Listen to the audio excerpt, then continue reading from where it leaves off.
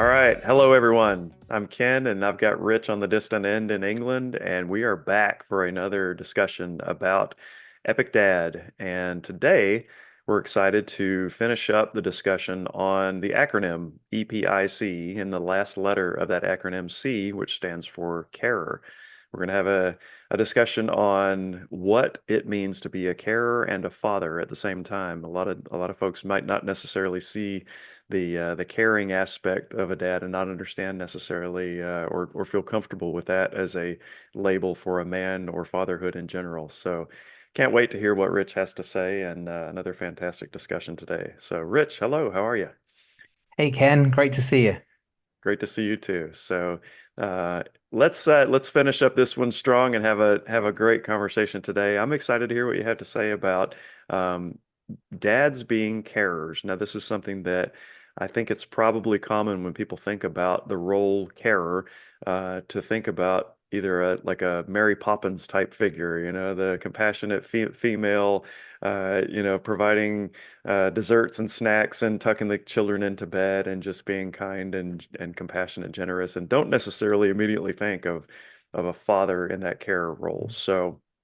I think it's awesome that you've used that as sort of the summative, the last letter in your organization's name to remind us that dads are and can be carers as well.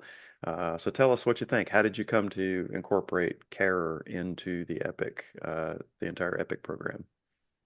Yeah, so for me, it's really important to encourage dads to be expressive with their emotion, to be warm and engaging with their children, and really to reclaim that word carer for fathers as well as mothers, that dads are meant to be nurturers too. There are changes in men, as you know, when you become a father, that kind of that bond with your child. There's biological changes, psychological changes, emotional changes, um, a desire to protect that child, to care for them, to meet their needs, to make sure they have everything that they could possibly need as a newborn, and uh, and we just want dads to know that yes, they've not given birth to the child, but they are so needed, bringing that warmth, that protection, that care, compassion, and expressing love really to their child, and not just when they're a baby. But as they grow to, some dads I've spoken to, they've said that they feel that they can't be that much involved because the child doesn't do a lot when apart Hmm. from fill their nappy and sleep a lot or need feeding. And if mum's breastfeeding, they might feel like they're not able to be so involved with feeding. And so I just really encourage them to really work on that kind of bond and that connection with their child whilst they're young. Some dads have said, oh, when they're a bit more interesting and they can do more, then I'll, come into my own and I'll spend more time with them and I'll do more with them because they really need mum right now. And I said, well, no, they do need you. And as dads have said, and their experience might be when they speak, when mum is carrying baby, they might, speak to their child and touch mum's tummy and the baby moves. There's that kind of response because they hear their father's voice. So really working on that kind of bond and that engagement with them before they're born and then after they're born, to be involved as much as possible, whether it's a nappy change, giving them hugs, winding them, giving them a bottle, or reading them a story. And story time is so been so important for me when my kids were younger. And I always encourage dads, that is a wonderful kind of nurturing quality time of just relational connection and strengthening the bond just to share a story. And yes, they may be too young to understand what you're reading, but it's still time with them and they're hearing your voice. And that again just reinforces that connection and that they feel safe with you. The warmth of your body, your smell, your voice, it's all about the child kind of identifying who you are and that you are a key person. You're one of their caregivers. And they need you. And don't feel like you're a spare part or second best, or you are as much as parent as mum, and they need your involvement, and show that care through that kind of being expressive with your love and that touch and that time together. So and story time, I think, so just a very practical thing to do and start when they're young, so that becomes a habit, a part of family routine as they grow older. That special time that you share, reading stories together, making up your own stories, having kiss and cuddle before bed, and just be that kind of warm, available father that's not distant, that's not kind of standoffish, or I just deal with the discipline or go out and work and provide practically, but be kind of that present, nurturing, caring dad. Excellent. Yeah, we've talked in other episodes about how, again, this is for many people and societally even a shift in the perception of what a strong man and a strong father is really all about. Like you just mentioned, the role of disciplinarian and the financial provider have maybe historically been, we'll say 80, 90, even 100% of the responsibility of a father. But what we're talking about here is a father being comfortable, being a bit softer in their approach and in their emotions and in their bonding with the child. You know, being willing to be vulnerable and letting the child know, for instance, that you make mistakes too, and admitting and acknowledging. Through my mistakes, I learn. Through your mistakes, you can learn as well. And the mistakes are part of life, and they're going to happen. Um, you talked about a couple of emotions that compassion, for example, which um, again, traditionally might not have been as frequently associated with the male aspect of the parental paradigm. But I think we're getting into a time in society now where it's becoming more okay for men to be seen as compassionate and loving. What other emotions do you, when you're talking with young dads and helping them understand it's okay to be compassionate and loving, are there other emotions or ways of being that you're sort of coaching or mentoring them into being more accepting from themselves?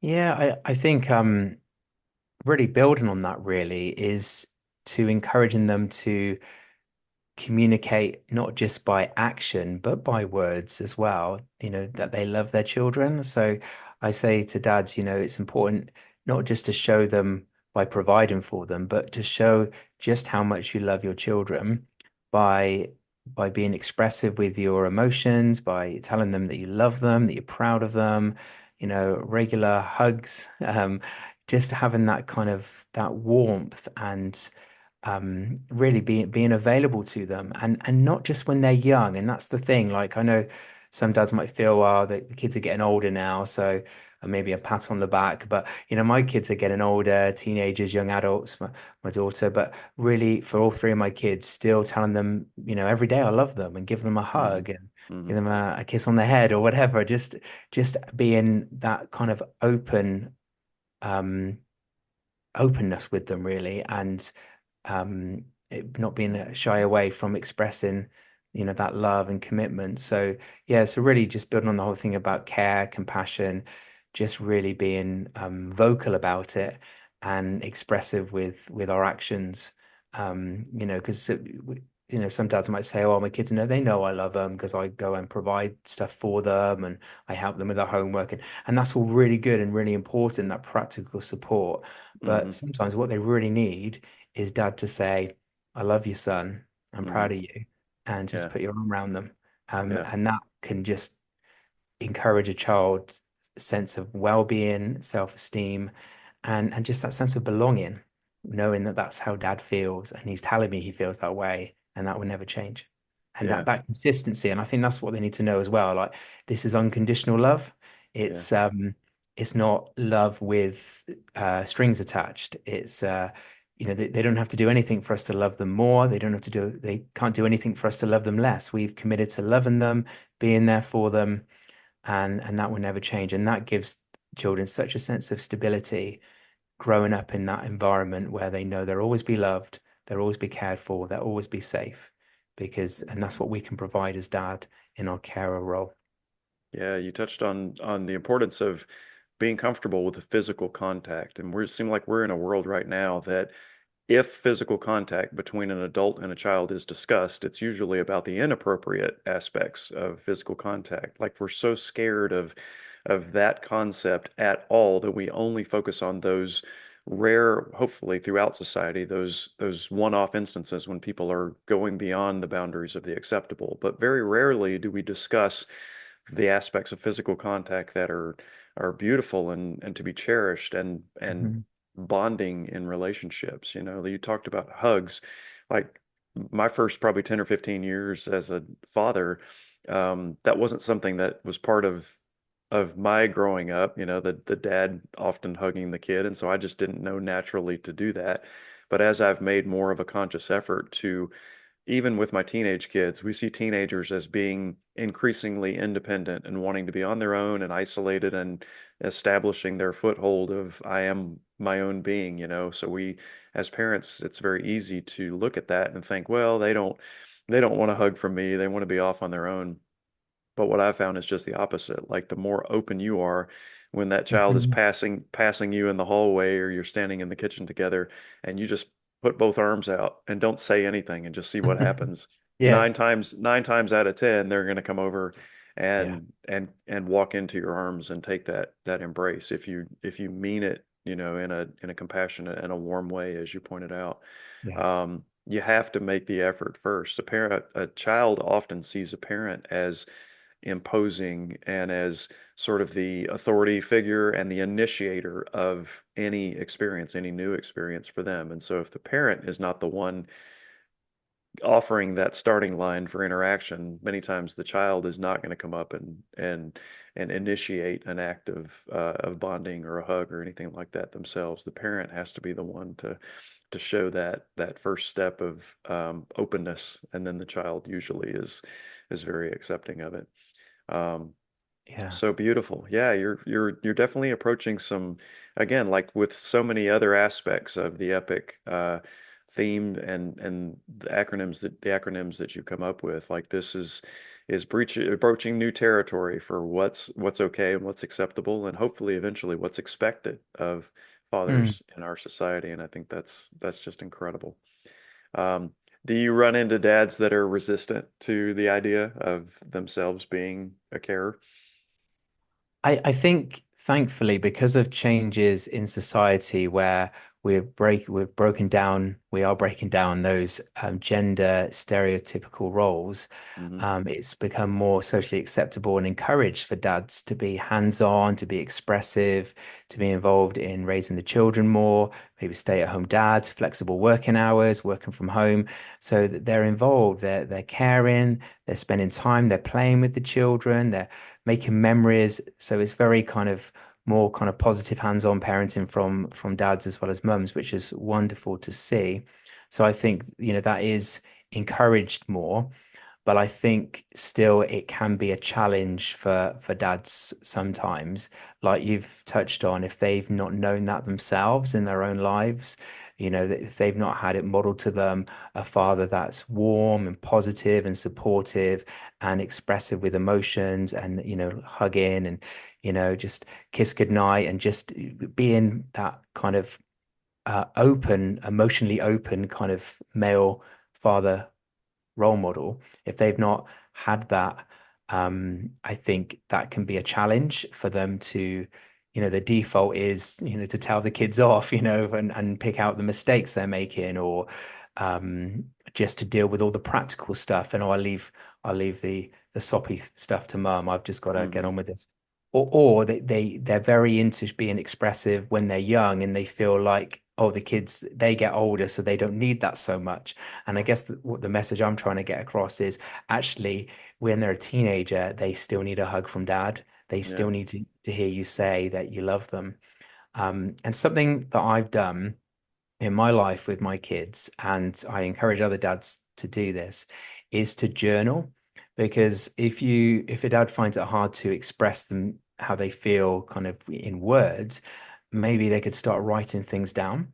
So when each of my three kids were born, I got a journal and I started writing in it, writing kind of how I was feeling as a dad, how excited I was about them coming into the world, and I've just continued to write in these journals. Originally, I was going to try and write in every day. That didn't work out.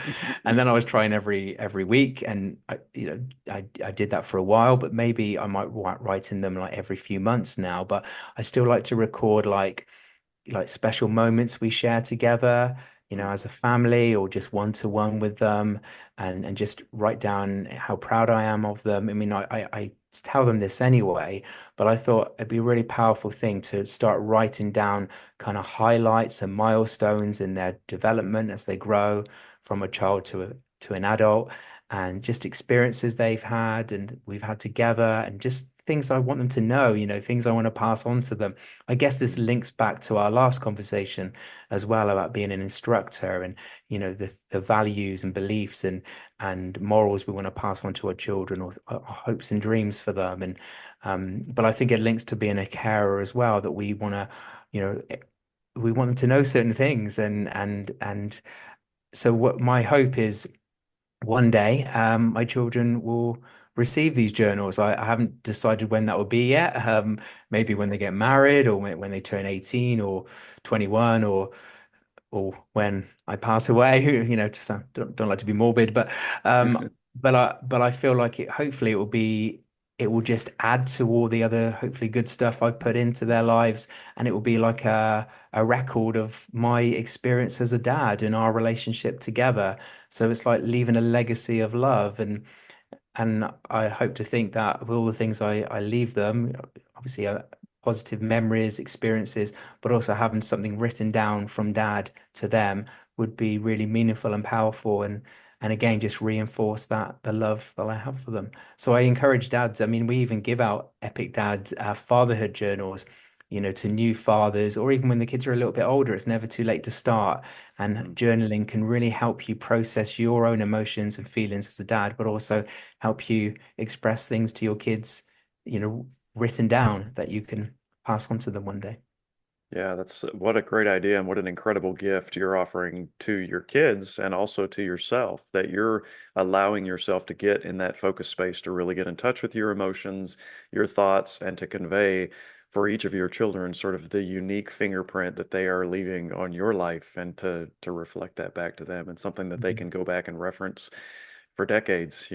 I could see each one of those becoming a published book series about a child's Oh, interaction with their parent. Like, how often does a child actually get that type of reflection about just how much their parent cares? The term itself, carer, every time we're discussing that, I keep thinking it means I care, and how do you show not just a child, but anybody that you care about them? You have to ask probing questions like, yes. what do you think about this? How do you feel about this? What are your thoughts, ideas, creative expressions? You're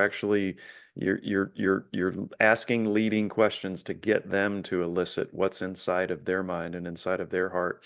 Um, and that's hard to do. It takes time, and it takes a willingness to open up, and to also allow a child to open up and tell you the truth of what's inside them, rather than what so often happens is we're trying to tell them what is our version of the truth, and imposing that on them.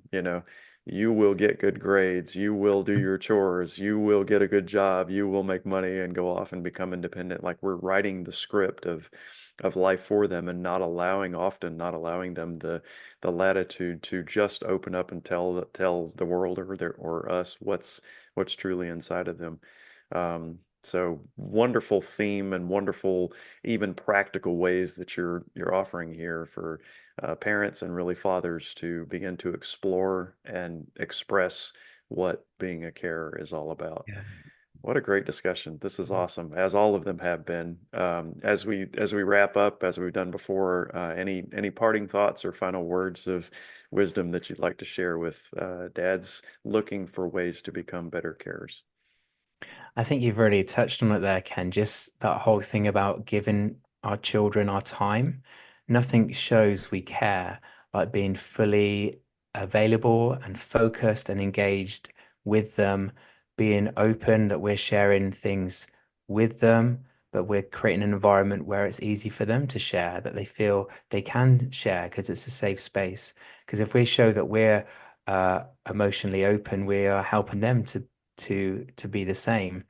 And yeah, so that whole thing about being intentional, I think that's the word I use a lot with in talking to dads in Epic Dad is we have to be intentional because time just goes, we get distracted, we get busy, other commitments, but being intentional and spending time with our children, meaningful time where we are fully present, engaged, listening, whether it's over the meal table, whether it's on a walk together, on a car journey, doing an activity, a game together, or whatever it is, just be really entering their world.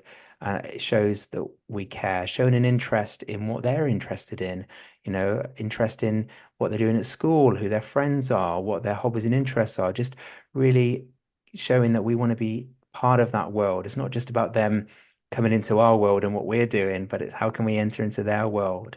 Let them lead in play, let them lead a conversation, let them feel valued and heard and not be quick with our kind of answers to what we want them to know, but give them space to kind of talk out what they're thinking and feeling. So I feel for me, it's that being intentional and making it as easy as we can just for our children to be themselves and share with us because we have given of ourselves to them.